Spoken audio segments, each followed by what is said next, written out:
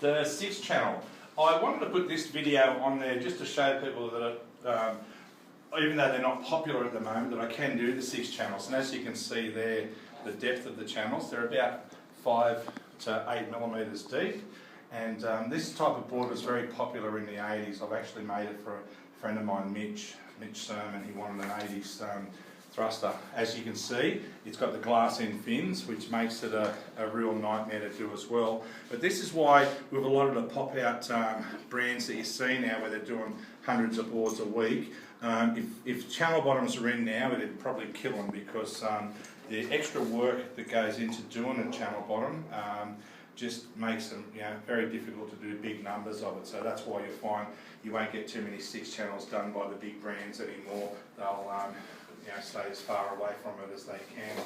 Now with this rocker, you can see it's quite a flat curve, as they were in the 80s. Now the bottom shape, it's just got the slightest of single at the front, going through to the middle of the board, slight single, right in the centre, still a slight single, and then the V starts. Okay, only about 3 millimetres or 1/8 of an inch V, and then in between the feet it just increases to what we call a spiral V, where it just increases each side here. Because it's got such a flat curve, you need release in the way it goes here, and as you can see here, it's got close to sort of 8 mil V and right at the tip of the tail. So with these channels biting in, you need release on these flatter curves, otherwise you just can't turn them. They'll be fast and you'll never be able to do a cut back on them.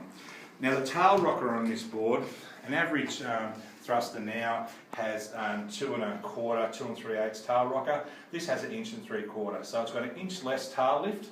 In the modern board, this would be down here 1 inch lower, so that's why we need that V and need that release, which the channels do create to a point as well.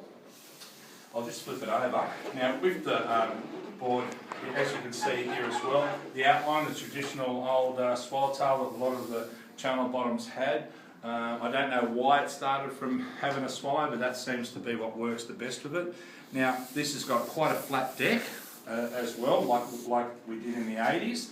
It's only 2 1/4 thick, but as you can see, the deck is quite flat with a nice full round rail, which was very typical of the 80s, which meant there's more volume in this part of the board here than the centre, so getting it on its rail took a fair bit of resistance, and a lot of times that meant you had to be a power surfer to get them going, opposed to the lower rail, which makes it really tip from side to side.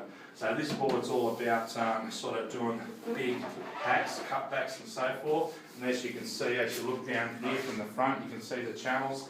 The other feature as well is the fins. They're just laid over a little bit more, probably about 4 mil, 5 mil more than you would on a board now, because of the flat curve.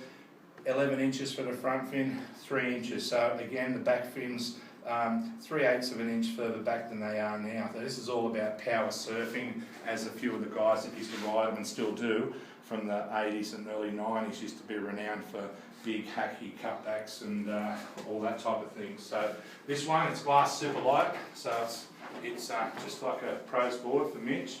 So hopefully it'll go. It does lend itself this shape to guns. Years ago, a lot of people took, they'd have a 7-foot Indo gun. It'd be a rounded pin maybe, and it'd have 6 channels. So I don't think they'll make a comeback, mainly because manufacturing doesn't want them to be around, because you have to be highly skilled to sort of start sanding and glassing these boards. So it's mainly, I think you'll find custom boards where you'll get these 6 channels, unless it's some of the guys that have been renowned for their 6 channels for the last 30, 40 years sort of thing. So, but yeah, this one is the 6 channel.